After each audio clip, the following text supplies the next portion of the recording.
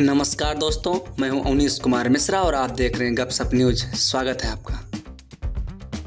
भोजपुरी के सुपरस्टार खेसारी लाल यादव जी की नई फिल्म मेहंदी लगा के रखना 3 का ट्रेलर रिलीज हो चुका है, जो कि काफ़ी शानदार है। आपको इस फिल्म में खेसारी जी के साथ सहर अफसा, नीलकमल सिंह, रितु सिंह, ब्रजेश त्रिपाठी, मनोज टाइगर एवं आम्रपाली दुबे आइटम सॉन्ग्स में नजर आ रहे हैं। आपको बता दें कि खेसारी जी की यह फिल्म फुल पारिवारिक फिल्म है। सभी कलाकारों ने काफ़ी अच्छा काम किया इस फिल्म में। फिल्म के गाने काफ़ी शानदार हैं, जो कि आपको सुनने में काफ़ी अच्छा लगेगा।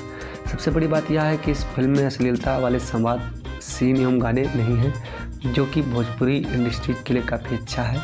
जैसे फिल्म्स और एंटरटेन म्यूजिक चैनल पर इस ट्रेलर को रिलीज़ किया गया है, यानी 2 चैनल्स पर इस फिल्म के ट्रेलर को रिलीज़ किया गया है।